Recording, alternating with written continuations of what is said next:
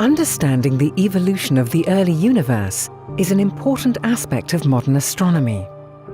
One particularly important era in those early days was the time of reionization, during which the first stars were born. Hubble has allowed us a first glimpse into that time, but the James Webb Space Telescope will push the door wide open.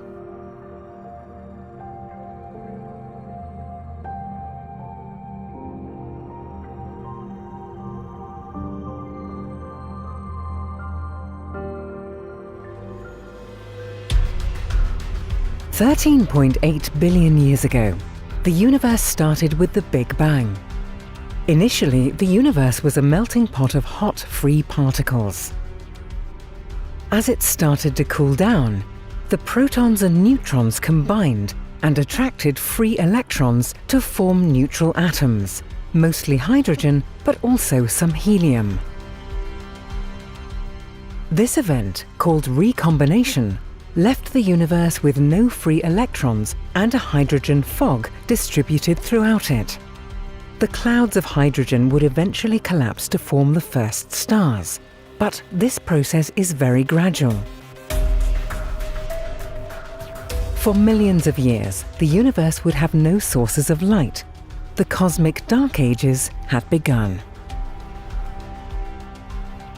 Then the gravity of denser regions began to attract the matter around them. These regions collapsed to become the first stars and galaxies, eventually beginning to shine. Thanks to recombination, there were no free electrons to scatter the starlight, so it could travel freely throughout the universe, ending the cosmic dark ages. The first stars were massive and energetic enough to strip the surrounding hydrogen atoms of their electrons again. This time is called the epoch of reionization. This era began probably as early as 400 million years after the Big Bang, and it lasted for several hundred million years. There is much we don't know about this time in the universe's history, and even Hubble's extraordinary cameras are only able to spot a few bright galaxies from that time. Still, Hubble has provided some of the most detailed information we have about the abundance and properties of the earliest star-forming galaxies. While providing some answers, the results Hubble delivered also raised more questions. When and how did the first stars form? And when did the first galaxies appear?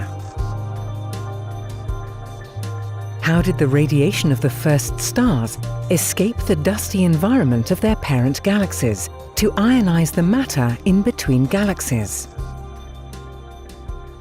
Were the first stars really powerful enough to re-ionize the universe, or did active black holes play a role as well? The forthcoming NASA-ESA CSA James Webb Space Telescope, with its infrared-sensitive cameras and gigantic 6.5-meter mirror, will be able to teach us about these early days of the universe. James Webb will explore the universe at long wavelengths, looking further into the past to gather information about exactly how and when the epoch of reionization occurred. This will shed more light on this epoch, during which the first stars started to illuminate the universe. We are ready to be surprised by nature beyond our wildest imaginations.